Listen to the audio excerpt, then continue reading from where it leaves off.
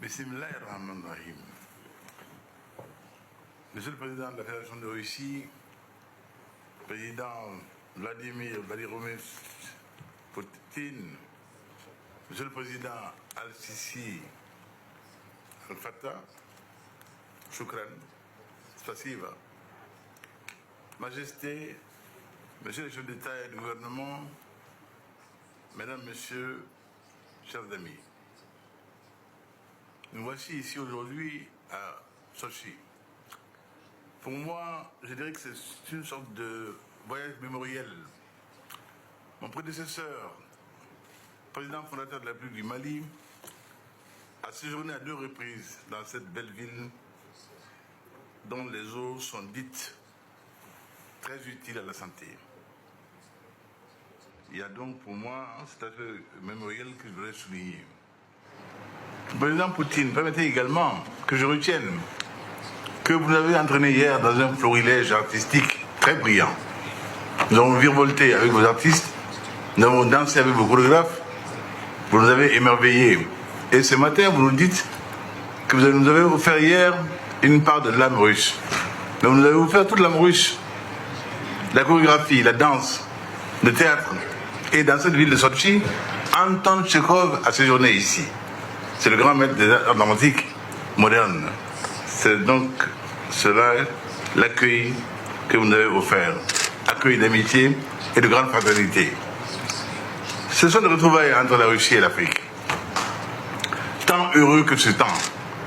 Car il n'y a pas très très longtemps, la chose n'était pas de l'ordre des choses à envisager. Tant les distances nous séparaient au plan politique, au plan idéologique, qu'aujourd'hui, toute l'Afrique se soit retrouvée ici, autour de vous, réunie en une belle symphonie, comme celle qui nous ont ravie hier, est un signe de temps que nous saluons. Mes chers amis, tout ce qui concerne aujourd'hui les préoccupations de notre continent a été dit, merveilleusement dit, par nos frères les uns après les autres. En ce qui me concerne, le chef d'État du Mali, dont on sait la précarité actuelle de la situation sécuritaire, beaucoup a été dit et excellemment dit par mes frères Roch Kaboré et Idriss Déby Itno.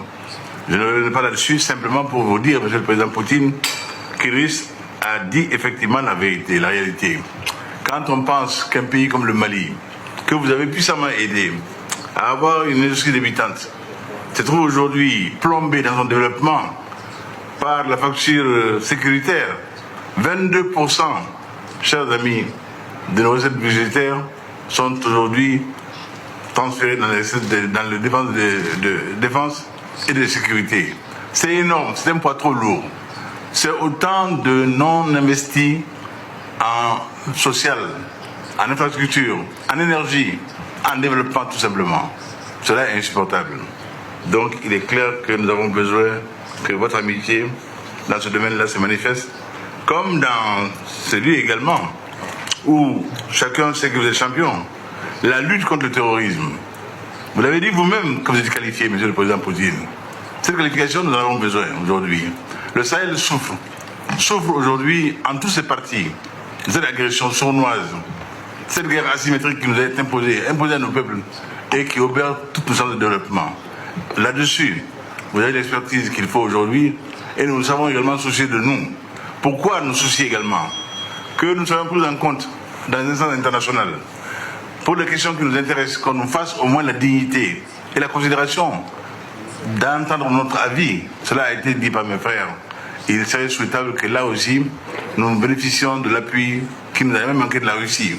Que vous soyez encore là à nos côtés, pour que l'Afrique dise son mot dans les questions qui intéressent l'Afrique. Cela est de dignité obligatoire, cela est de simples questions aujourd'hui de respect entre l'Afrique et le reste du monde. Président, chers amis, chers présidents, il convient de rappeler que ce sommet doit constituer une plateforme de débat autour des questions et des défis. Cela a été dit et largement dit. Nous ne pouvons pas aujourd'hui nous quitter ici sans évoquer la sécurité dans tout ce développement, parce que cette question-là est aujourd'hui vitale pour nous. Il s'agit d'une question de survie, liée également aux questions du changement climatique, qui nous atteint de plein fouet. Quand on sait aujourd'hui le sort d'un lac comme le lac Tchad, qui a vu sa superficie diminuer de près de 80% en l'espace de 10 ans, c'est vous dire le drame humain, écologique auquel le monde assiste, presque sans intervenir.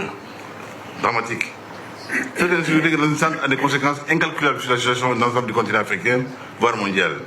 Elle est de nature à fragiliser davantage les États de la région et à aggraver la précarité et la vulnérabilité de l'ensemble du Sahel.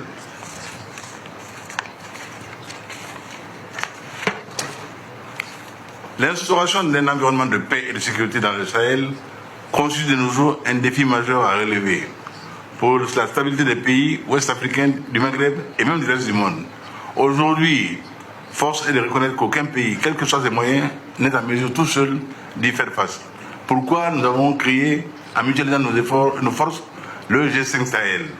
Je vous invite, Monsieur le Président Poutine, à nous apporter votre concours à ce G5 Sahel pour le rendre plus pertinent et plus efficace. Beaucoup de choses nous ont été promises et nous sommes encore en attente de la plupart de ces promesses-là. Que de grâce, on nous fasse la dignité de comprendre que, s'agissant de Sahel aujourd'hui, nous sommes en défense des valeurs qui nous sont communes. Nous sommes une digue. Si cette digue vient à rompre, chers amis, aucun pays ne sera épargné. C'est de cela qu'il s'agit et non pas de mendiants qui parcourent le monde en tendant la sébile. Nous ne sommes pas des mendiants. Nous sommes des hommes dignes, debout, dans la tempête, dans le vent, pour affronter les défis modernes qui nous sont imposés. Voilà, chers amis, ce que je voulais vous dire au nom de mon pays et au nom du Sahel. Merci.